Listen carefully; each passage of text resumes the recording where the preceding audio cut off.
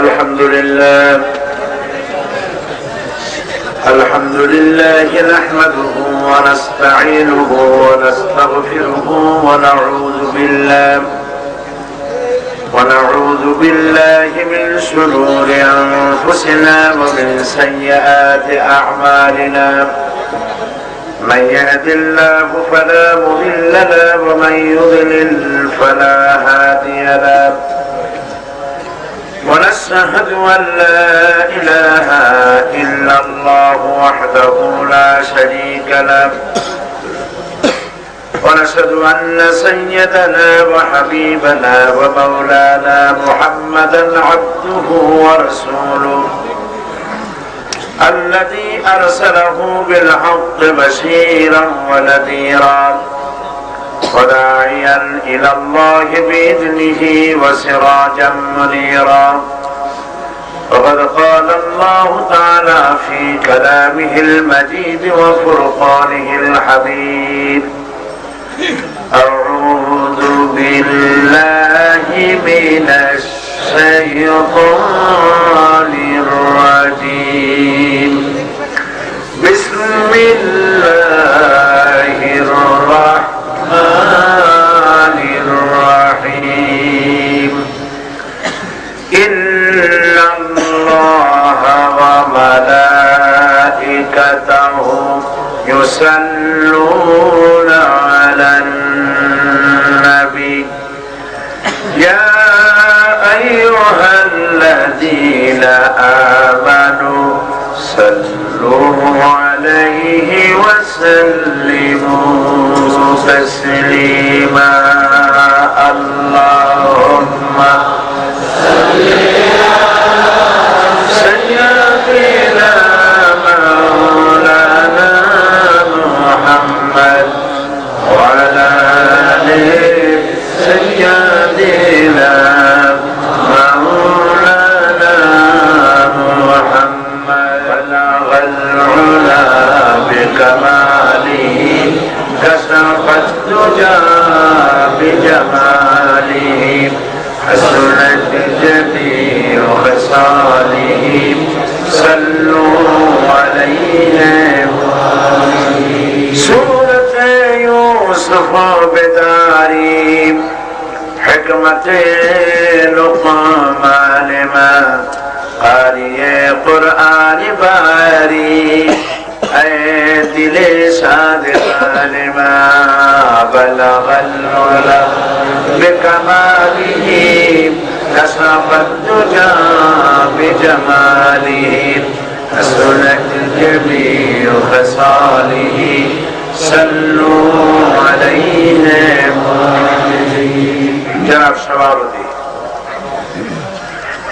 মানব কল্যাণ পরিষদ মাতৃওয়াইল কর্তৃক আয়োজিত 3 দিন ব্যাপী কোরআনে কারীমের মাহফিলের সম্মানিত প্রধান অতিথি, আমার সহকর্মী, আমার ভাই, এলাকার নন্দিত জনপ্রিয় জননেতা জনাব আলহাজ সালাউদ্দিন সাহেব, মাননীয় সংসদ সদস্য, এলাকার আরো একজন জনপ্রিয় নেতা জনাব শাহজালাল সাহেব, বিশেষ অতিথি মুফাসসির কোরআন আলহাজ হযরত মাওলানা আব্দুস সুবহান সাহেব, হাজারাত উলামায়ে কেরাম, উপস্থিত প্রিয় মাতৃওয়াইলবাসী, সম্মানিত ভাইরা, পর্দার আড়ালের মা এবং বোনেরা, আসসালামু আলাইকুম ওয়া রাহমাতুল্লাহি ওয়া বারাকাতুহু।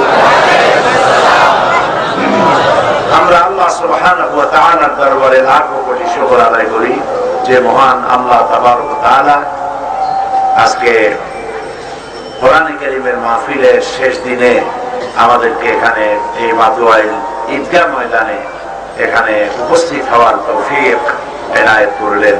সেই মনিবের দরবারে শুকরগুজার হচ্ছি। আমরা সকলে পড়ছি আলহামদুলিল্লাহ।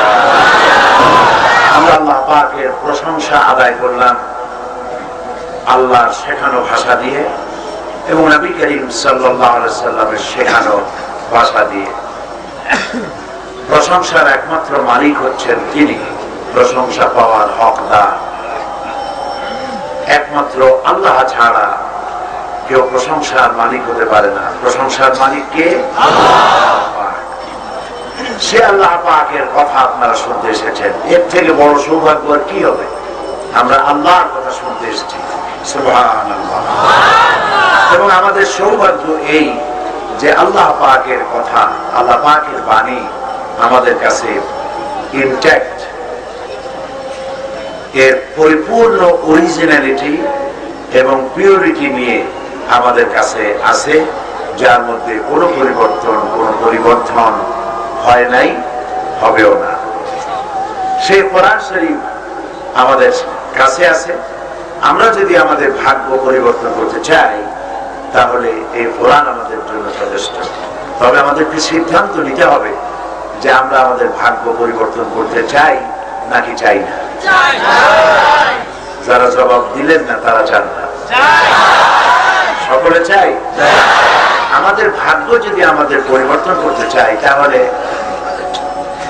ভাগ্য পরিবর্তনের জন্য যে কিতাবখানা আল্লাহ পাক দিয়েছেন সেইটার ফর্মুলা ছাড়া, সেটাকে অনুসরণ করা ছাড়া ভাগ্য আমাদের পরিবর্তন হবে না।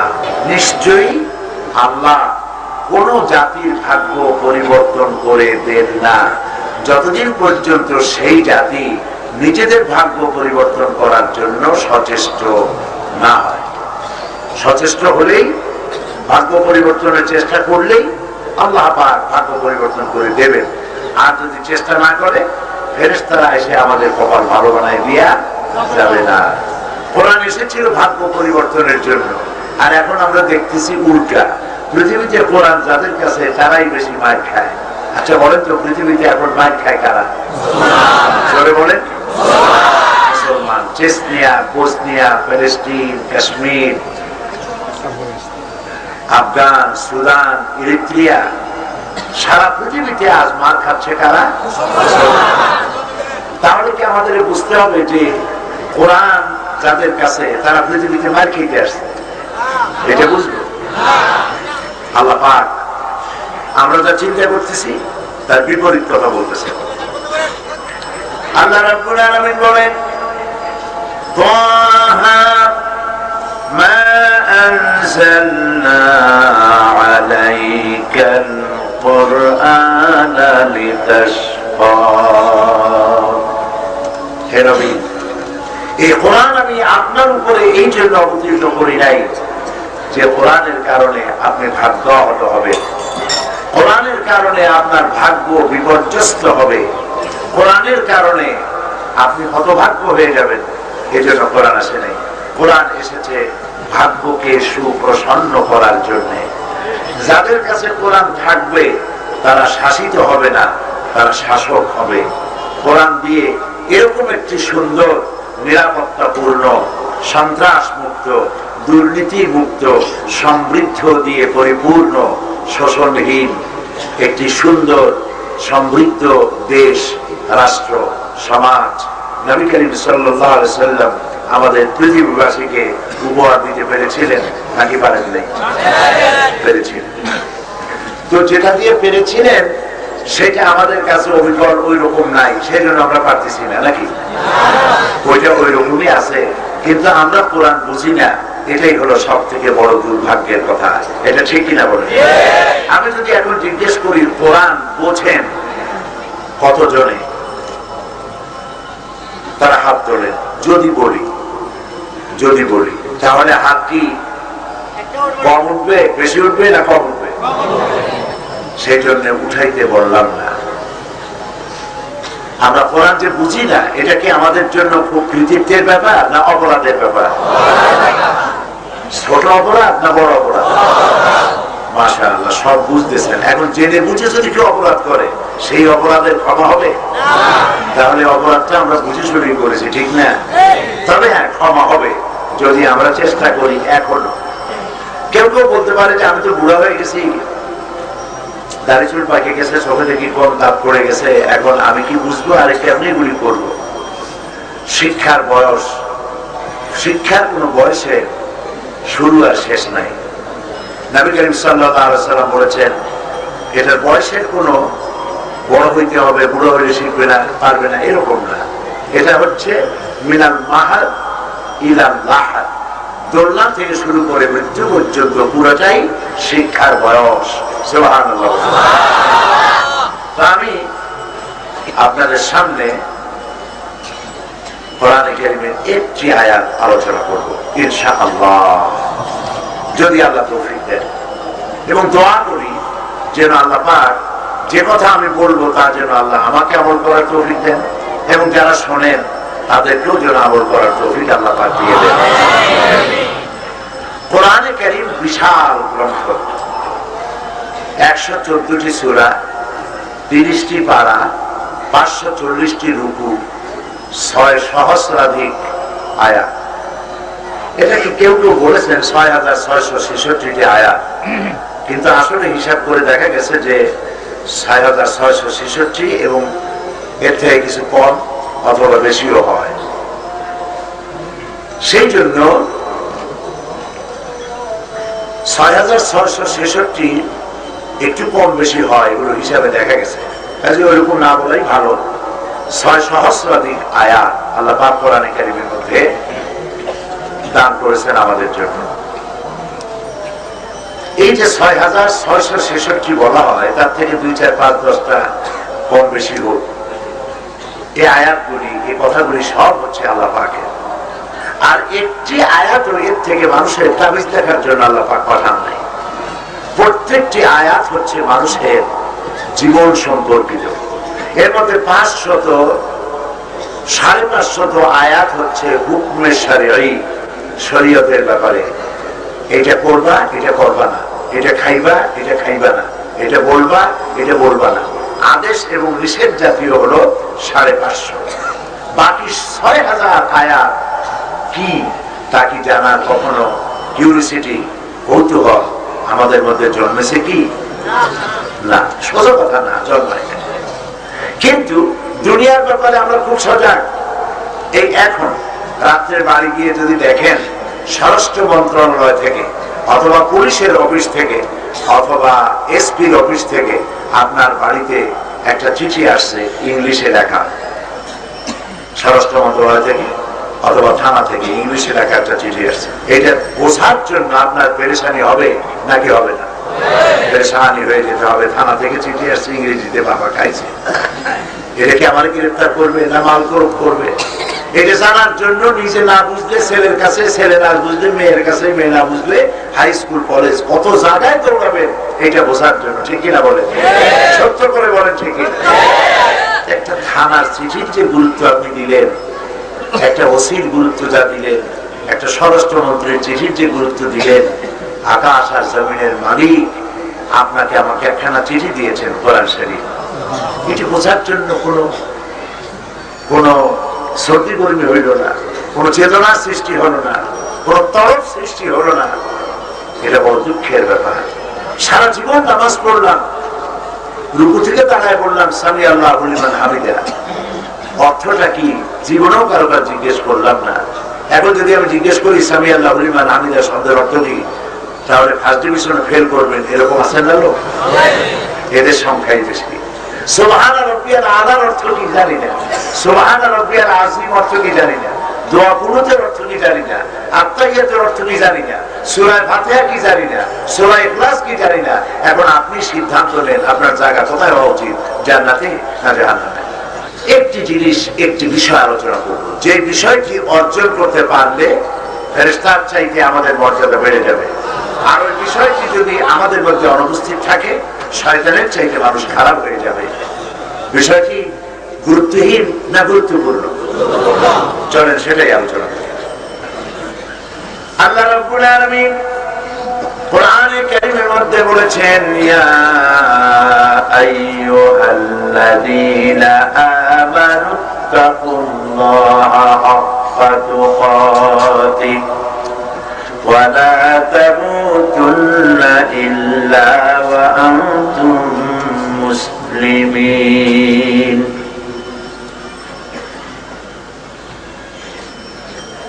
আল্লাহ রাব্বুল আলামিন কোরআনে কারীমে বলছেন, বলছেন ইয়া আইয়ুহাল্লাযীনা আমানুত্তাকুল্লাহ,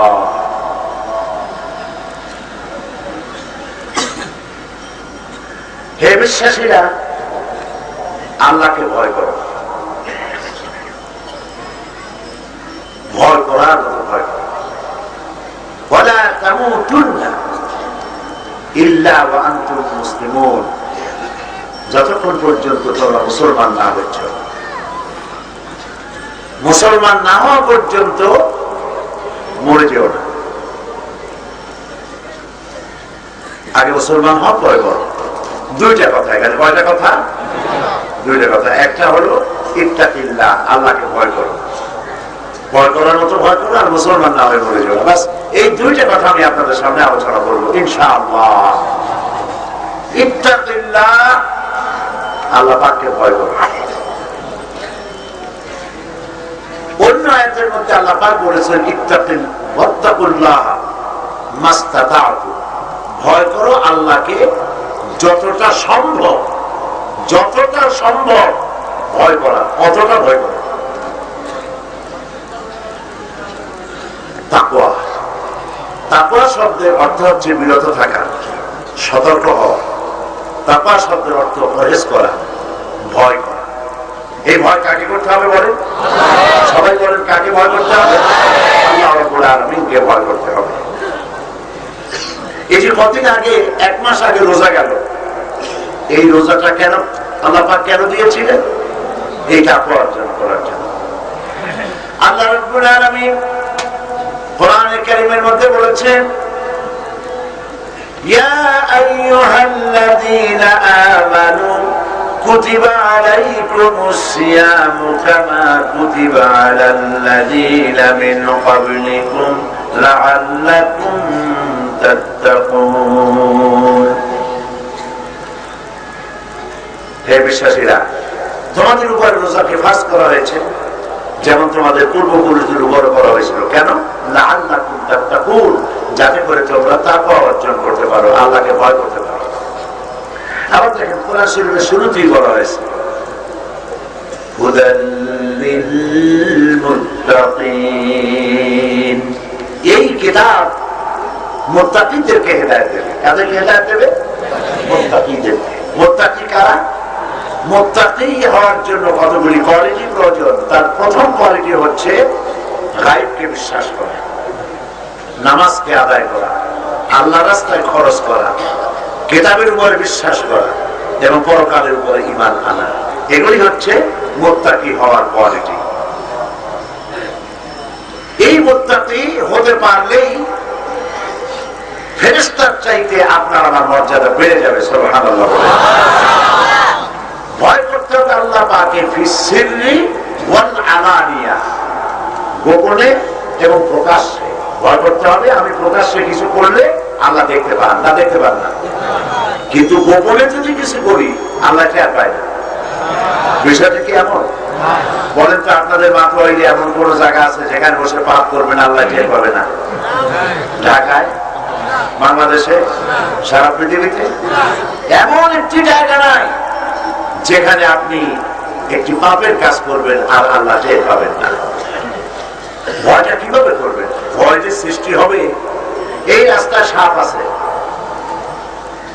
এটা যখন নিশ্চিত হবে তখন আপনি যাওয়ার সময় সতর্ক হয়ে যাবেন। ঠিক কিনা? সাপ আছে, লাঠি নিয়ে যেতে হবে, লাইট নিয়ে যেতে হবে, তা না হলে কোন জায়গায় কোন সর্বনাশ হয়। বিশ্বাস করতে হবে আগে যে এখানে আছে, সেই জন্য আমাকে সতর্ক হতে হবে।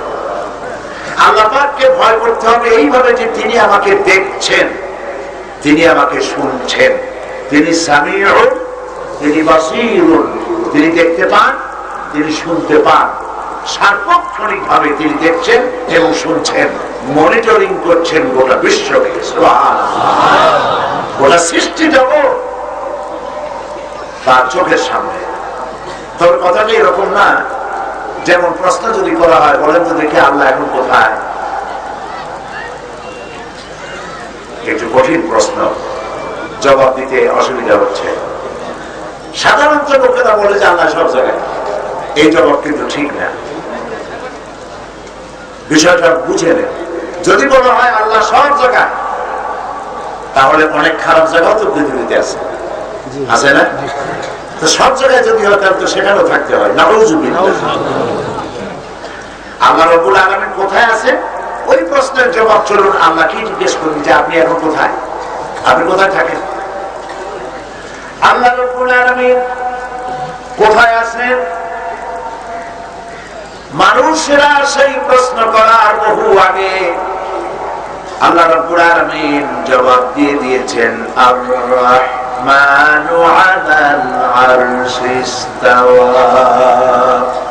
আল্লাহ পাক আরশে আজিমে আসীন আছেন। সুবহানাল্লাহ। তাহলে তিনি সব দেখছেন কি করে? তিনি দেখছেন, তিনি আরশে আজিমে আছেন, সব কিছু তার চোখের সামনে। তিনি সব দেখতে পান, আমিও দেখতে পাই, এমপি সাহেব সহ আমরা সবাই দেখতে পাই। আল্লাহও শুনতে পান, আমরাও শুনতে পাই। আমার শোনা, আমার দেখা, আল্লাহর শোনা, আল্লাহর দেখা, দুটো কি এক না? আমাদের দেখার সামনে একটা অবস্ট্রাকশন, একটা বাধা আসে। এখানে বসে আমরা দূরের একটা লাইট দেখতেছি, আর কিছু দেখি না। আল্লাহর কি অবস্থা? এত কুয়াশা, আর সে থেকে আল্লাহ পাক বাংলাদেশে কি হইতেছে টের পাইতেছেন না, এরকম নাকি? আমরা একটি সীমিত এলাকার মধ্যে কোন আওয়াজ হলে শুনতে পাই, এর বাইরেটা শুনতে পাই না।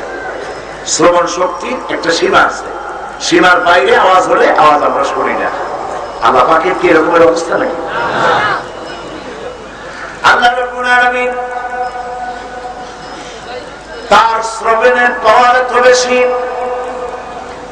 আটলান্টিক মহাসাগরের তলদেশে কোন একটি শৈবাল, কোন একটি পাথরের কোনার সাথে লাগানো ছোট্ট একটি পোকা, যা মাইক্রোস্কোপ যন্ত্র ছাড়া দেখা যায় না, এমন পোকাটিও যদি ক্ষুধার যন্ত্রণায় অথবা কোন পেটের যন্ত্রণায় যদি চিৎকার করে, আহাহু করে, আরশে আজিমের মালিক আল্লাহ রাব্বুল আলামিন তা শুনতে পান। ইউনূস আলাইহিস সালামকে যখন মাছে গিলে ফেললো, মাছ যখন তাকে পেটে নিয়ে চলে গেল পানির অথল তলদেশে, হযরত ইউনূস আলাইহিস সালামের মতো বিপদে তো পৃথিবীর মানুষ কেউ কোনোদিন পড়ে নাই, ঠিক কিনা? মাছে গিলে ফেলাইছে, বারবার রাস্তা নাই, দরজা নাই, জানলা নাই, বেরোবার পর হযরত ইউনূস আলাইহিস সালাম মাছের পেটের ভেতরে বসে জীবন সম্পর্কে বুঝতে পারলেন, বাঁচার আর কোন পথ নাই। তিনি চিৎকার দিয়ে পড়লেন, লা ইলাহা ইল্লা আনতা সুবহানাকা ইন্নী কুনতু মিনাজ জালিমিন। পড়েন না,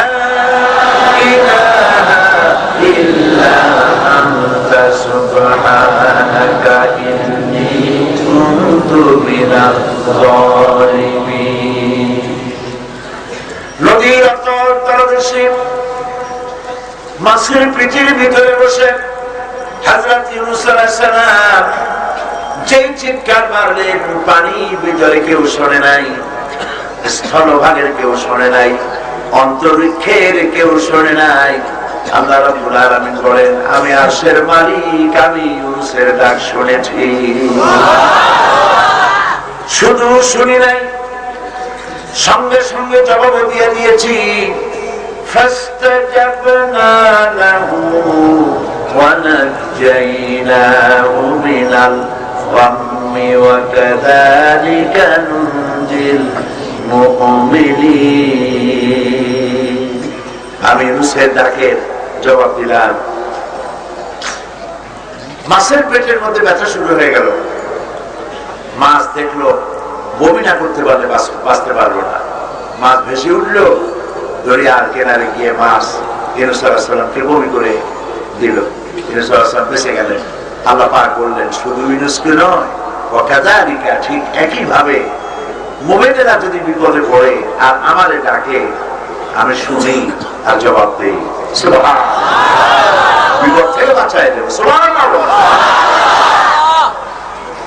তো আল্লাহ পাক সব দেখতে পান, এবং ভয় করতে হলে এই কোয়ালিটিগুলি জানতে হবে যে আমি ভয় করতেছি এই কারণে যে কেউ দেখছে না, এক মহান সত্তা আমাকে দেখতে পাচ্ছেন। তিনি কে? বলে লন্ডনে একবার রাস্তা দিয়ে যাচ্ছে, রাত অনেক,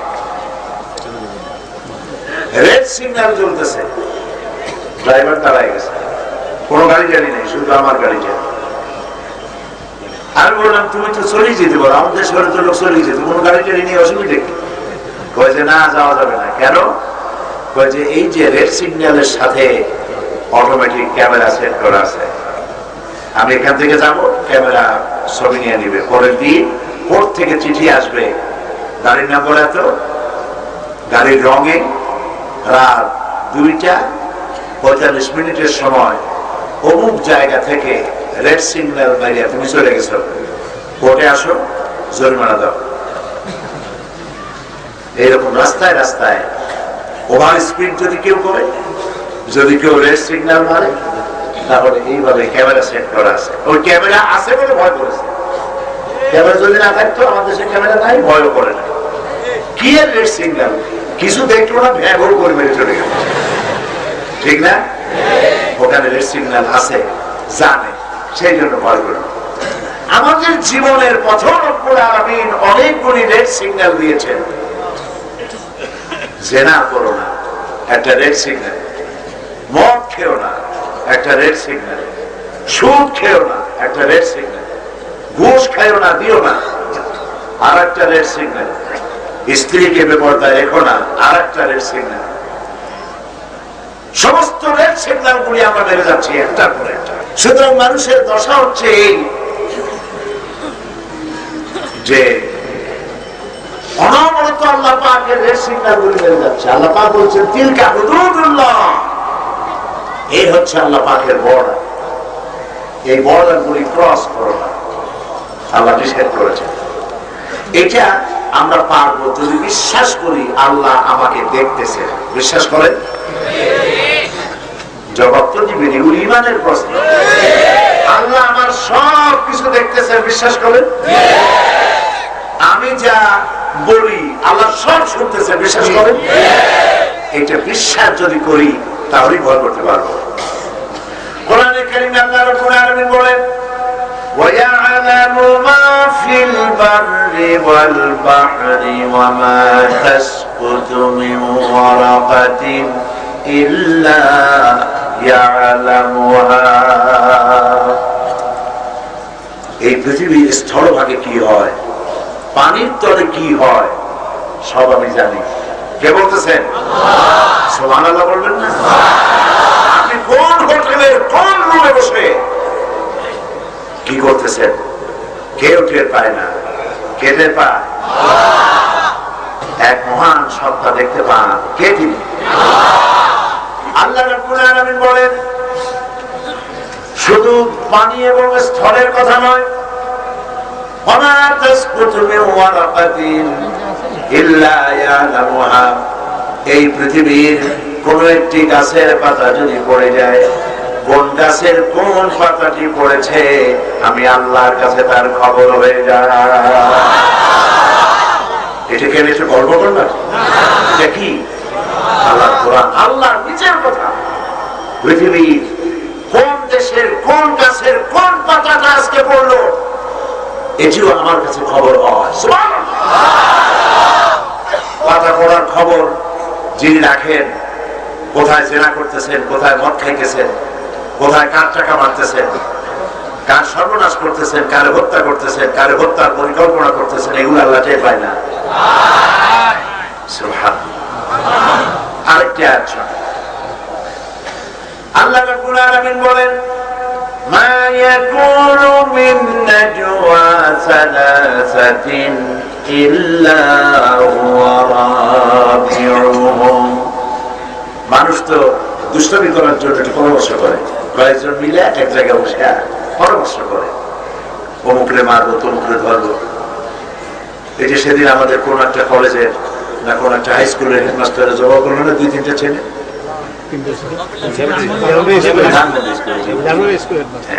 ওই 3টা ছেলে তার টিচারের উপর রাগ করছে, তারপর হত্যার পরিকল্পনা নিয়েছে। এই পরিকল্পনা করতে গিয়ে 2-3 জন এক জায়গায় মিলিত হয়েছে। এটা মনে আসবে বলে বললাম। তো দুষ্টামি করার জন্য, ক্ষতি করার জন্য, মানুষের ক্ষতি করার জন্য এক জায়গায় বসে তোমরা 3 জন যেখানে বসো, আল্লাহ বলতেছে 3 জন যেখানে বসে পরামর্শ করো, মনে রেখো শুধু 3 জন না, ওখানে আরেক সত্তা আছেন, তিনি আমি আল্লাহ। ওয়ালা খামসাতিন ইল্লা হুয়া সাদিসুহু, যেখানে তোমরা 5 জন, মনে করো না শুধু 5, ওখানে 6 আছে, আরেক মহান সত্তা, সে আমি আল্লাহ। এরপরে আল্লাহ পাক বলছেন, হয়তো কেউ চিন্তা করতে পারেন যে 3 জন হইলে তাহলে আল্লাহ চতুর্থ হবে, তাহলে আমরা 2 জনের পরামর্শ করবো, আর 5 জন হইলে 6 জন ষষ্ঠ নম্বরে থাকেন আল্লাহ পাক, তাহলে আমরা 7 জন হব। আল্লাহ পাকের কথায় কোনো ফাঁক যোগ নাই, সুবহানাল্লাহ বলে, কোনো ফাঁক যোগ নাই। দেখেন না, এই যে ব্যারোমিটার যন্ত্র আছে, প্রত্যেকটি জিনিস মাপার যন্ত্র আছে না, ব্যারোমিটার যন্ত্র দিয়ে কি মাপে? আবহাওয়া। আবহাওয়া মাপে তারা কয় আগামীকাল বরগুনা, পটুয়াখালী, বরিশাল, পিরোজপুর ইত্যাদি এলাকায় ঝোড়ো হওয়া প্রবাহিত হতে পারে। হাতিয়া, সন্দ্বীপ, কুতুবদিয়া, চট্টগ্রাম, কক্সবাজার উপকূলীয় এলাকায় জলোচ্ছ্বাস হতে পারে। কখনো বলবে না যে হবে, বলবে হতে পারে। এবার দেখেন তো কোরআন শরীফ, এ কথা কি আছে যে মানুষ মরে গেলে কবর আযাব হইতে পারে? পরকাল একটা হইলেও হইতে পারে। কিয়ামতের আগে চন্দ্র আর সূর্য একটা ধাক্কা লাগলেও লাগতে পারে। আছে এরকম কথা নাই, কোনো পারে পারে নাই, কোনো যদি নাই, সব ডাইরেক্ট। আল্লাহ পাক বলেছেন, ইজা সালামু ফাতারাত, যখন আকাশ সমূহ বিলীন হয়ে যাবে, ওয়াইদাল কাওয়াকিবুন তাসারাত, যখন তারকা সমূহ বিক্ষিপ্ত হয়ে পড়বে, কাইদা বারিকাল বাসারু ওয়া খাসাফাল কামারু ওয়া জুমিআশ শামসু ওয়াল কামার, চন্দ্র আর সূর্য যখন আলো হারিয়ে ফেলবে, চাঁদ আর সূর্য যখন ধাক্কা লাগবে, কোনটার মধ্যে পারে আর যদি বলি নেই, সব ডাইরেক্ট। কারণ কথা কার? আল্লাহ পাকের। মানুষে জানে না, সেই জন্য আন্দাজ একটা মেরে দেয়, কিন্তু আল্লাহ তো জানে ভবিষ্যতে কি হবে। কথা বুঝতে পেরেছে? সেই জন্য আপনি যাতে চিন্তা করতে না পারেন যে 3 জন পরামর্শ করলে ওইখানে তো চতুর্থ আল্লাহ, 5 জন হইলে ষষ্ঠ সত্তা আল্লাহ, কাজে আমরা 7-8 জন হব, আর না হয় 2 জন হব। লাস্ট কথা দিয়ে আল্লাহ পাক এই চিন্তা শেষ করে দিয়েছে। এই আয়াতের শেষে কি আল্লাহ পাক বলেন, ওয়ালা আদনা মিন যালিকা ওয়ালা আকসারা ইল্লা হুয়া মা'হুম আইনামা কানু। যদি 3 জনের কম হয়, যদি 5 জনের বেশি হয়, তোমরা আছো যেখানে, আমি আল্লাহ আছি সেখানে। এই চিন্তাটা করলেই ভয় করতে পারবেন, এই চিন্তা করলে ভয় করা যাবে। হযরত ওমর রাদিয়াল্লাহু তাআলা আনহু, তিনি, তার অভ্যাস ছিল, তিনি তো রাষ্ট্রপতি। কি ছিলেন তিনি? পর্তুগ দেশের। অর্ধেক পৃথিবী মানুষ সব ঘুমানো, তিনি ঘুমাইতেন না রাতের বেলা, একটা অংশ ঘুমাতেন, আরেকটি অংশ পায়ে হেঁটে হেঁটে ঘুরে ঘুরে যতদূর সম্ভব প্রজাপুঞ্জের বাড়ি বাড়ি চলে যেতেন, দেখার জন্য কে কি হালতে আছে, খাইয়ে আছে না না খাইয়ে আছে। ওমর রাদিয়াল্লাহু তাআলা বলতেন, আমার শাসন আমলে ফোরাতের কূলে যদি একটা কুকুর, একটি ছাগলের বাচ্চা অথবা একটা কুকুরের সন্তান, কুকুরের বাচ্চা যদি না খেয়ে মারা যায়, ক্ষুধার্ত অবস্থায় মারা যায়, কিয়ামতে আমি ওমরকে আল্লাহর কাছে আসামি হতে হবে। এই দায়িত্ববোধ, এই রেসপন্সিবিলিটি, এটি তাদের মধ্যে ছিল। এই রেসপন্সিবিলিটি ছিল বলেই দুনিয়াকে তারা শাসন করেছেন নিষ্কলুষ ভাবে। সুবহানাল্লাহ। ঘুরতেছেন গভীর রাত শেষ প্রায়, এক বাড়ির মধ্যে কথাবার্তা হচ্ছে, এরকম আওয়াজ পেলেন, মনে করলেন বাড়িতে বোধহয় রোগ ব্যাধি কিছু হয়েছে, এত রাত্রে কথা বলে কেন। বাড়ির দরজার কাছে গিয়ে কান পাচ্ছে, শুনতে পেলেন বাড়ির গৃহকর্ত্রী মহিলা তার মেয়েকে ডেকে বলছে, মা ওঠ, রাত প্রায় শেষ, আমি গরু, ছাগল, উট এগুলির দুধ দহন করে এনেছি, এখন তুই একটু পানি মিশা বেশি করে বাজারে বিক্রি করলে লাভ হবে ভালো। মেয়ে বলছে, মা এইসব কাম আমি পারবো না। শুনতেছে কে?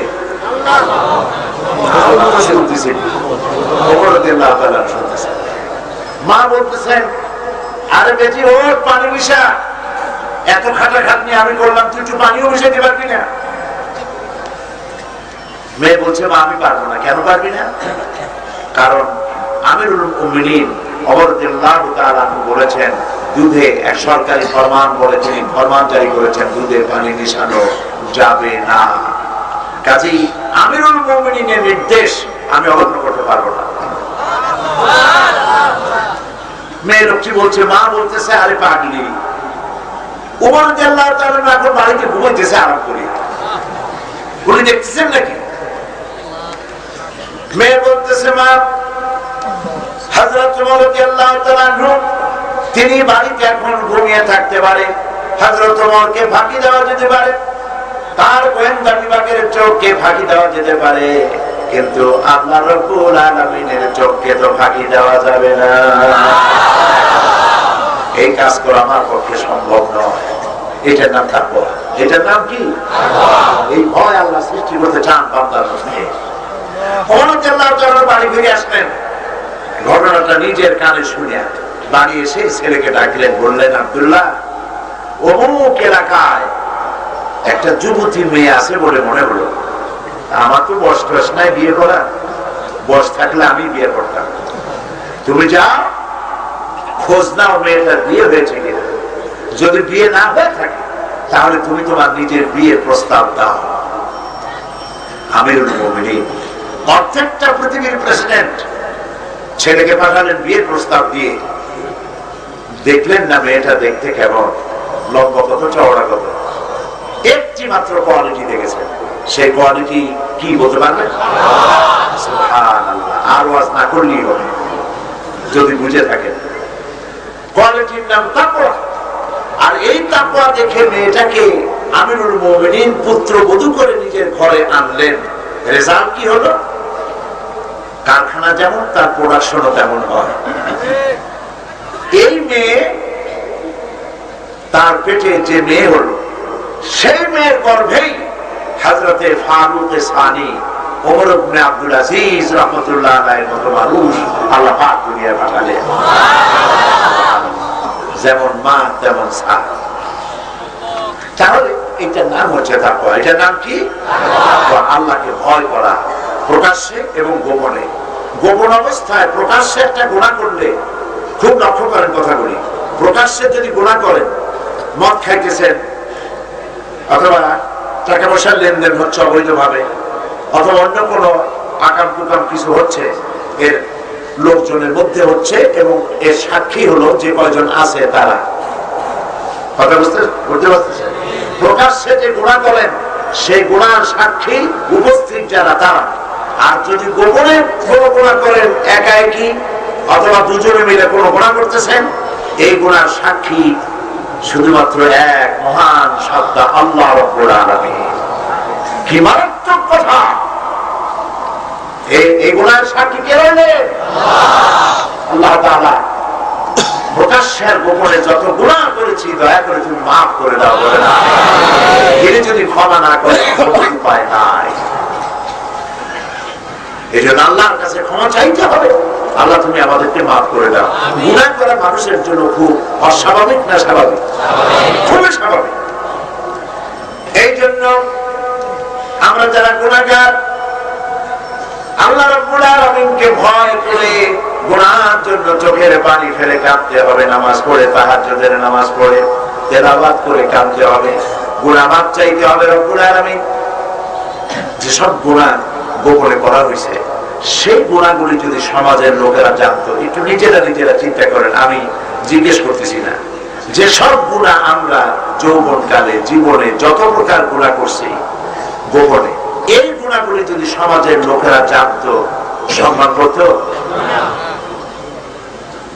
আল্লাহ রাব্বুল আলামিনের কাছে সেজদা দিয়া চোখের পানি ফেলে দোয়া করতে হবে, রব্বুল আলামিন আমার গোপনীয় গুনাহগুলি তুমি গোপন করে রেখেছো, কাউকে জানতে দাও নাই। কিন্তু কিয়ামতের দিন লক্ষ কোটি কোটি মানুষের সামনে আমার গোপন গুনাহগুলি জাহির করে দিয়ে আমারে তুমি স্মরণ দিও না। গুনাহ করলে বলে আল্লাহ পাকের নাম রহমান রহিম। বান্দা যখন চোখের পানি ফেলে দেয়, বান্দা যখন কাঁদতে থাকে, নবীজি বলেছেন আল্লাহর কাছে দুইটা ফোঁটা বেশি প্রিয়। একটা হলো জিহাদের ময়দানে যে রক্ত ফোঁটা পড়ে, আর আল্লাহর ভয়তে, জাহান্নামের ভয়তে মানুষের চোখ থেকে যে পানি ফোঁটা পড়ে, দুইটা ফোঁটা আল্লাহর কাছে বেশি প্রিয়। মানুষ যখন কাঁদে, আল্লাহর ভয়তে, জাহান্নামের ভয়তে যখন কাঁদতে থাকে, চোখের পানি নাকের অর্ধেক আসতে না আসতে আল্লাহ রাব্বুল আলামিন মাফ করে দেন। সুবহানাল্লাহ। আল্লাহ রাব্বুল আলামিন দয়াবান, মেহেরবান, রহমান, রহিম। সুবহানাল্লাহ। তিনি রহমান, দুনিয়ার জন্য রহমান, আখিরাতের জন্য রহিম। দুনিয়া শুধু দেন, সবাই দেয়। আচ্ছা দেখেন, রহমান মানে হলো দাতা, যিনি দেন। মানুষের মধ্যেও দাতা আছে। আমরা যে দেই, বন্ধু বান্ধব, আত্মীয় স্বজন, দল দেখে দেখে দেই। যে আমার বিরোধী, আমার সমালোচনা করে, আমার সাথে শত্রুতা করে, আমি কি তার দেই? বলেন না, যখন দেই। এবার আল্লাহ পাকের আদব, অভ্যাস, সিস্টেম দেখুন। তিনি শুধু নামাজি, রোজাদার, হজ করে যাকাত দেয়, শুধু এই লোকদেরকেই দেন না যারা নাফরমান, নামাজ নাই, রোজা নাই, তাদেরকেও দেন। বরং দেখা যায় কোন কোন ক্ষেত্রে নামাজি, দিনদার, পরেজগার লোকের চাইতে বেঈমান লোকের আরো বেশি ভাই। নামাজ নেই, রোজা নাই, বাড়ির অভাব নাই, গাড়ির অভাব নাই, কোন কিছুর অভাব নাই, জমের পাওয়া পাইতেছে। এই যে বেশি পায়, এইটা দেখে আর খাবড়াবার কোনো কারণ নাই। আল্লাহ পাক বলেন ওর আখিরাত নষ্ট হয়ে গেছে। দুনিয়া চাইছে, আমি দুনিয়া দিয়ে দিলাম। এক লোকের একটা গাধা ছিল আর একটা খাসি ছিল। প্রত্যেক দিন বাড়ি থেকে বেরোবার সময় গাধারে দিত থাপ্পড়, আর খাসি ঘাড়ের উপরে হাত বুলাইয়া যত্ন করে দিত। একদিন গাধায় খাসিতে বলছে, গাধা, আরে গাধা, তুই আসলেই গাধা। গাধা বলছে, আমি তো গাধাই, তুই আমার এরকম গাল দিস কেন? গাছ দিয়ে এই জন্য দেখিস না, মালিক করে থাপড়ায়, জুতা মারে, কাম ধরে টান দেয়, আর আমাদের কথা আদর করে, ভুসি খাওয়ায়, তিসি খাওয়ায়, গোসল করায়। গাধাই কয়েছে কথা ঠিকই, কিন্তু তোর এত আদর বাড়ছে কেন, তা তুই কি জানিস? তা তো জানি না, কোরবানির চাল উঠছে। নামাজ নাই, রোজা নাই, আল্লাহ নাই, পরকাল নাই, জেনা, ব্যভিচার, মদ, সুদ, ঘুষ, জন্মের খাওয়া খাচ্ছে। তারপরেও বাড়ি গাড়ি সমানে অভাব নাই। কারণ হলো মাতাউন কালিল সুম্মা মাওয়াহু জাহান্নাম ওয়া বিসাল মাসীর। কারণ সামান্য কিছু সময়ের জন্য দুনিয়া দিয়ে দিলাম, এই দুনিয়ার আল্লাহর কাছে কোনো দাম নাই। হাদিস শুনুন, হাদিসে কুদসি আল্লাহ পাক বলেছেন, লক্ষ্য করুন, আল্লাহ পাক বলছেন, এই পৃথিবীর মূল্য যদি আমার কাছে মশার ডানার তুল্য হতো। চিন্তা করছেন মেসালটা কি, দৃষ্টান্তটা কি, এক্সাম্পলটা কি? মশার ডানার তুল্য যদি দুনিয়ার দাম দিতাম। আচ্ছা কত দেখে, আমি যদি আপনারে 1 লক্ষ মশার ডানা জোগাড় করে দেই, আমার কত দেবেন? জি, কিছু তো দিবি না। আর চিন্তা করবেন যে লোকটারে একদিন মাথাটা ভালো ছিল, সর্বনাশ হয়ে গেছে। তাহলে 1 লক্ষ কেন, 50 কোটি মশার দানা একত্রিত করলেও একটা ফুটা পয়সা দাম নাই। আল্লাহর দৃষ্টান্ত দেখুন, আল্লাহর কথা। আল্লাহ পাক বলছেন, এই পৃথিবীর মূল্য যদি আমি আল্লাহর কাছে মশার ডানার তুল্য হতো, কাফেরকে 1 ঢোক পানি কিনতে দিতাম না। এটা দাম নাই। কুলু ওয়া তামাত্তাউ, খা, জব্বের খাওয়া খা। আর খাইতেছে মানুষ, গরুকেও খায়, ছাগলেও খায়, ও খায়, হারাম খায়। সরকারের টাকা, জনগণের টাকা চিন্তাই করে না। সমানে খাইতেছে। এই যে খাইলে হালাল খান, তাই হালাল খাইতে হইলে আল্লাহরে ভয় করা ছাড়া তো আর হালাল খাবে না। রমজান মাসে একজন রোজাদার অফিসারের কথা শোনাচ্ছি, ঘুষের টাকা নিয়ে আসে, খুব রাগ করছে, বেটা যাদব রোজার দিন এই টাকা কি এটা হাতে করে নেওয়ার জিনিস? বুদ্ধি শুদ্ধি নাই, কমন সেন্সের কমনও নাই। স্যার আপনি তো চাইছিলেন, কত আপনি তো চাইছিলেন ওই ড্রয়ার খুলে ড্রয়ার মধ্যে ছুঁয়ে যাবে, এই টাকা হাত দিয়ে নেওয়া যায় না। রোজার দিন ড্রয়ার মধ্যে ছুঁয়ে দিল, মনে করলো আল্লাহ দেখে নাই। আল্লাহ পাক দেখছেন না বিষয়টা? সুতরাং মদ, জুয়া, ঘুষ, সুদ, হারাম শুয়ারের মাংসের মতো মনে করুন, জাহান্নামের আগুনের মতো মনে করুন, তাহলেই পরহেজ করতে পারবেন, নিজে বাঁচতে পারবেন। সুবহানাল্লাহ। হযরত আবু বকর রাদিয়াল্লাহু তাআলা তাকওয়ার কারিম হয়, 6 দিন ওয়াজ করলে তো ছাড়বে না। হযরত আবু বকর রাদিয়াল্লাহু তাআলা খলিফাতুল মুসলিমিন আমিরুল মুমিনিন, স্ত্রী বলতেছে আমিরুল মুমিনিন বাচ্চাগুলো একটুই খেতে চায় সারিদ। আরব দেশে সারিদ হচ্ছে খুব উন্নত মানের খাবার, একটা হালুয়া। হযরত আবু বকর রাদিয়াল্লাহু তাআলা বলছেন, বেগম যা বেতন পাই তাই দিয়ে সারিদ বানাইয়া বাচ্চাদের খাওয়াবার মতো আমার কাছে পয়সা নাই, বাচ্চাদের অন্য কিছু খাওয়াই বুঝাই দাও, পরিবারের লোকদেরকে সেভাবে বুঝাও। কয়েক মাস পর দেখা গেল যে ঘরে সারিদ তৈরি হয়েছে, খলিফার দস্তরখানে প্লেটে করে হালুয়া এসছে। তিনি জিজ্ঞেস করলেন, বেগম এটা পাইলে কই, কেউ হাদিয়া দিয়েছে? বলছে না, আমি বানাইছি। পয়সা পাইলে কই? আপনি যে ওই বাজারের পয়সা দিতেন প্রতিদিন, তার থেকে কিছু কিছু বাঁচাইয়া সবাই খাইতে চায়, সেই পয়সা বাঁচাই তা দিয়া এই আজকের এই সুস্বাদু খাবারটা বানাইছি। তিনি খেলেন, খেয়ে মসজিদে শুরা ডাকলেন, পরামর্শ সভা ডাকলেন, যেকে বললেন, আল্লাহ রাসূলের সাহাবীরা, জনগণের টাকা দিয়ে তোমরা আমাকে যে প্রেসিডেন্ট হিসেবে আমাকে যে ভাতা দাও, সেই ভাতা দিয়ে প্রতি মাসে এত টাকা কম দিও। কাজে প্রমাণ হয়েছে, কারণ প্রমাণ হয়েছে এত টাকা কম হলেও আমার সংসার চলে।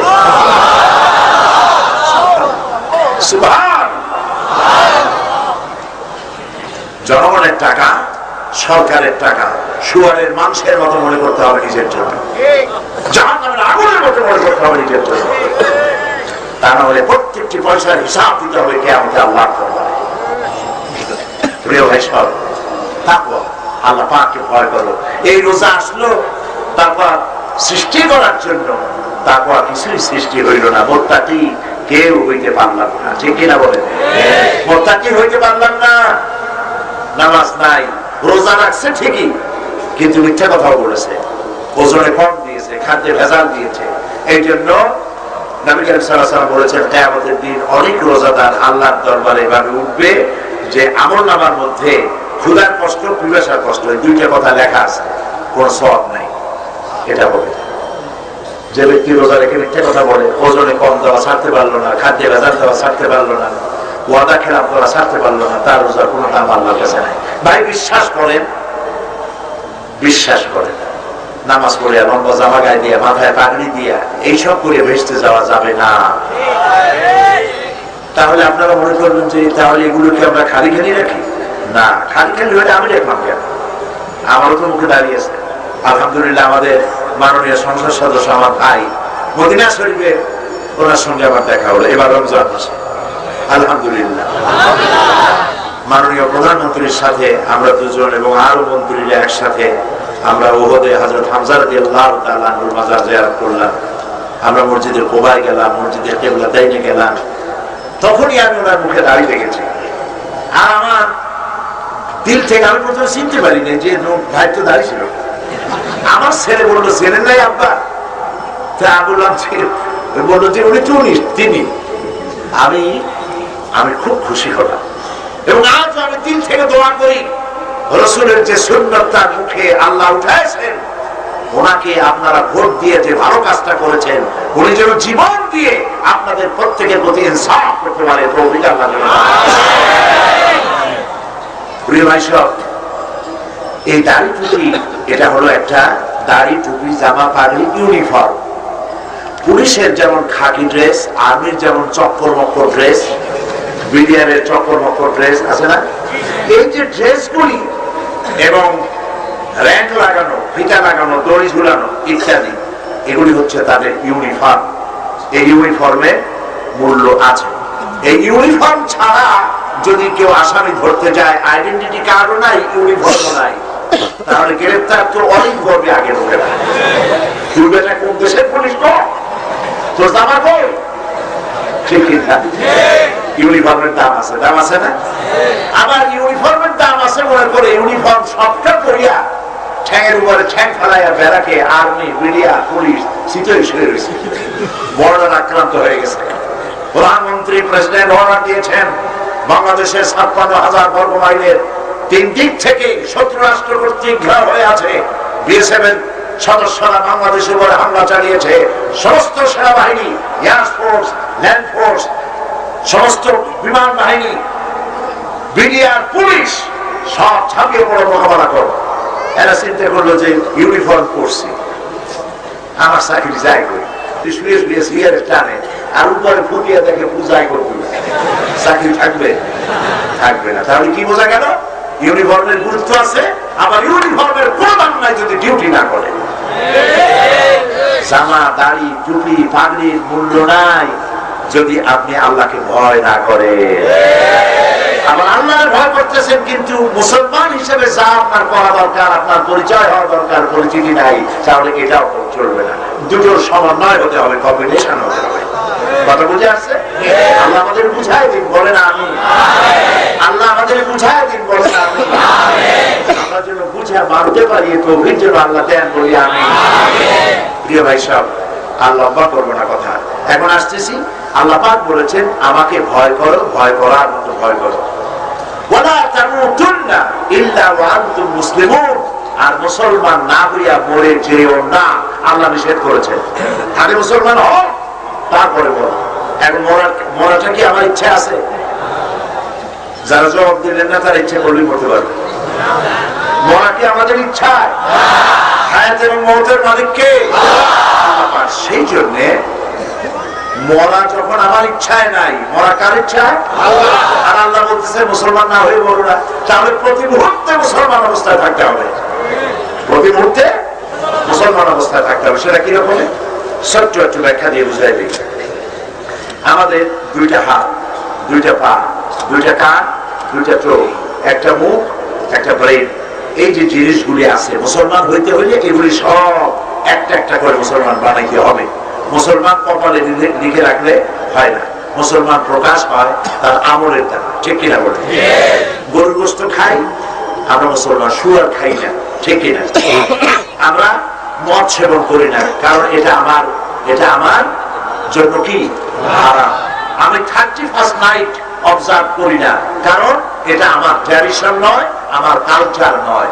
31st নাইট যারা অবজার্ভ করে, নাচে, গায়, মদ খায়, চিল্লায়, আতশবাজি ফুটায়, এটা কালচার নয়, এটার নাম ক্যান্সার।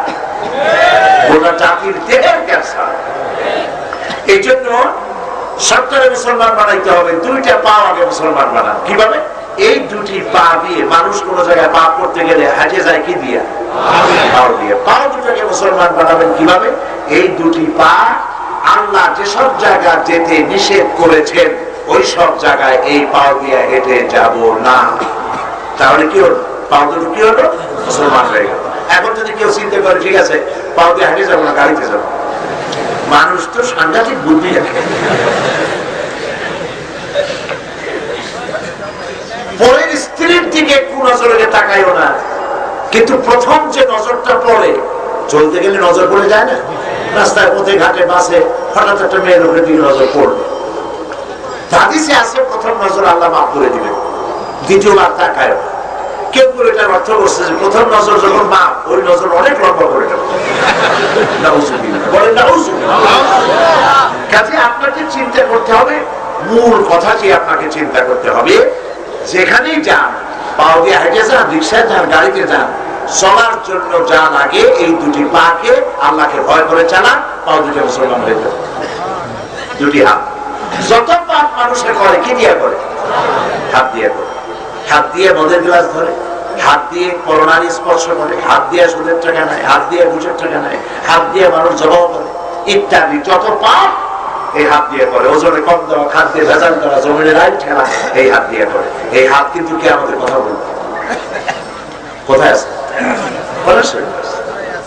আল্লাহ পাক বলেছেন জবান বন্ধ করে দেবেন। আল্লাহ পাক যখন আমল-নামা দেখে বলবে যে না এইসব পাপ আমি করিনি, বছরে বলবে যে ফেরেশতারা বানায় বানায় লেখছে, আল্লাহ পাক তখন জবান বন্ধ করে দেবেন। সূরা ইয়াসিনের মধ্যে আছে জবান বন্ধ হয়ে যাবে, মুখ কথা বলতে পারবে না। ওয়াতুকাল্লিমুনা আইদিহিম, দুটি হাত কথা বলবে, ওয়া তাশহাদু আরজুলুহুম, দুটি পা সাক্ষী দেবে। হাতে বলবে আল্লাহ এই লোকটা আমার দিয়ে এই এই কাজ করেছে, পা বলবে আমি সাক্ষী আমাকে দিয়ে হেঁটে এই লোকটা ওই সব জায়গায় গিয়েছে।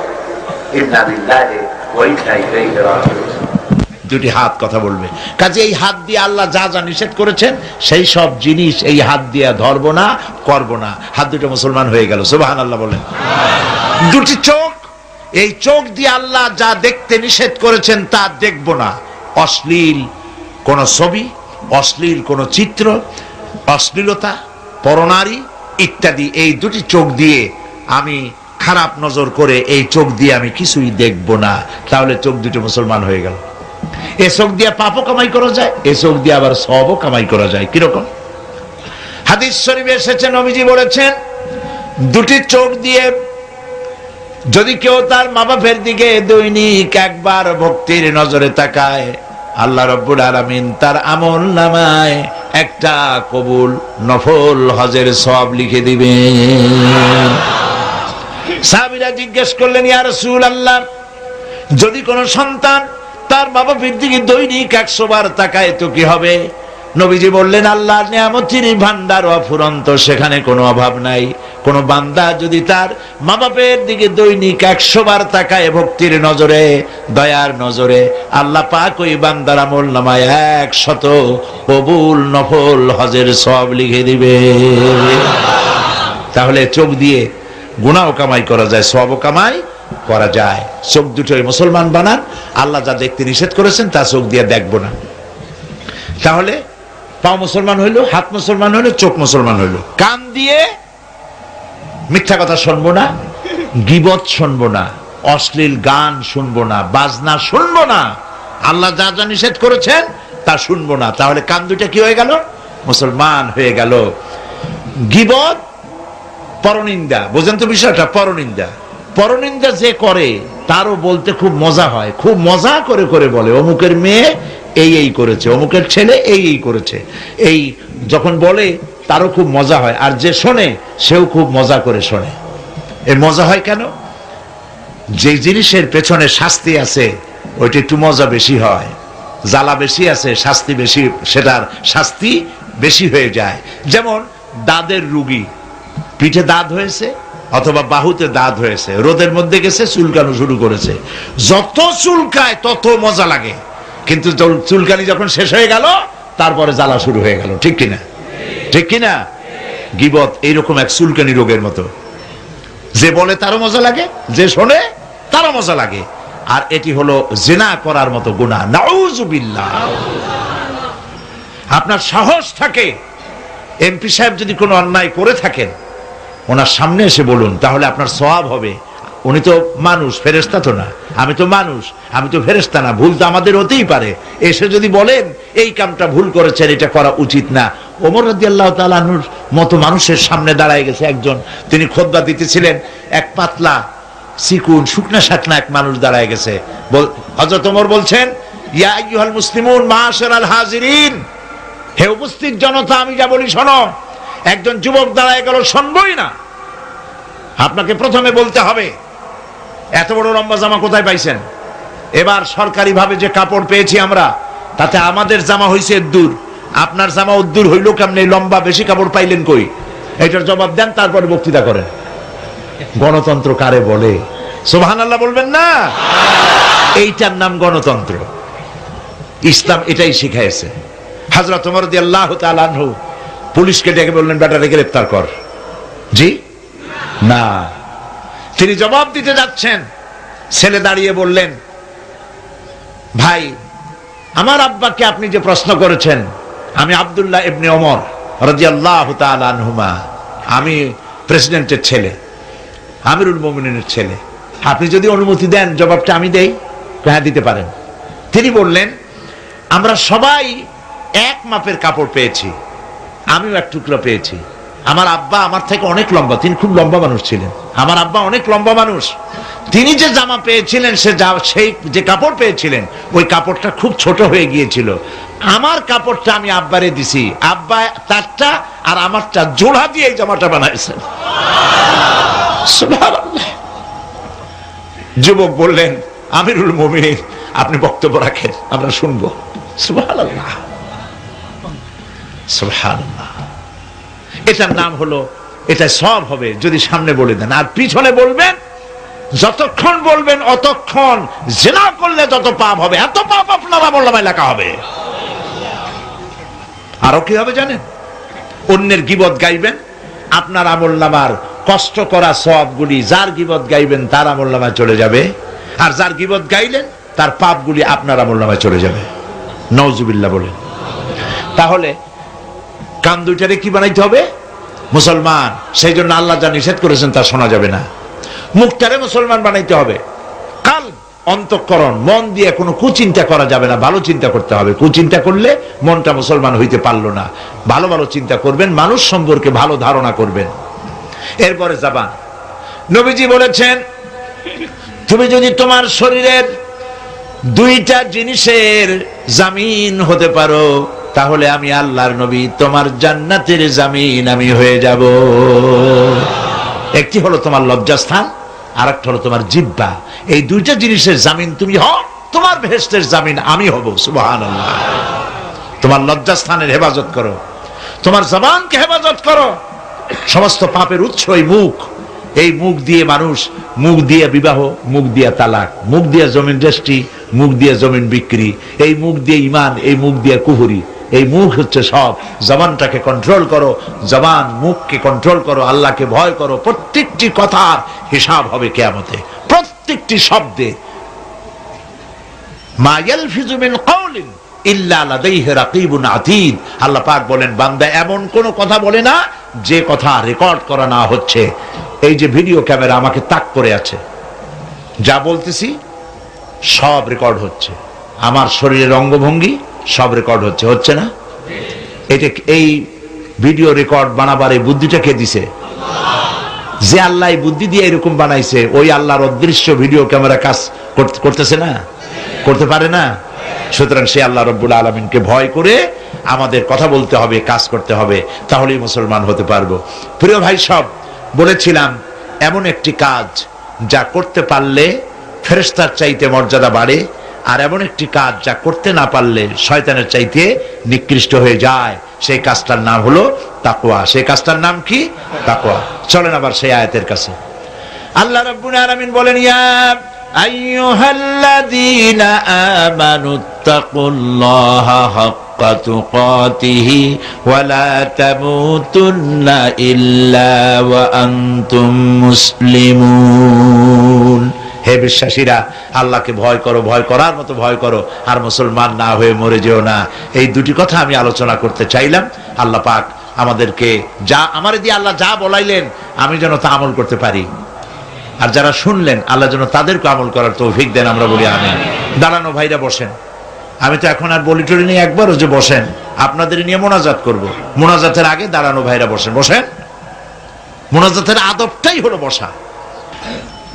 আমি সকলকে কোরআনের পথে আহ্বান জানিয়ে এবং তাকওয়া অর্জন করার জন্য, মিথ্যা কথা বলা যাবে না, ওজনে কম দেওয়া যাবে না, খাদ্যে ভেজাল দেওয়া যাবে না, স্ত্রী এবং মেয়ে, আপনার অধীনস্থ মেয়েদেরকে বেপর্দা করা যাবে না, গীবত গাইবেন না, অহংকার করবেন না, জমিনের আইল ঠেলবেন না, 5 ওয়াক্ত নামাজ সঠিকভাবে আদায় করবেন, হালাল খাবেন, হারাম পয়সাকে জাহান্নামের আগুন, শুয়ারের মাংসের মতো মনে করে বিরত থাকবেন।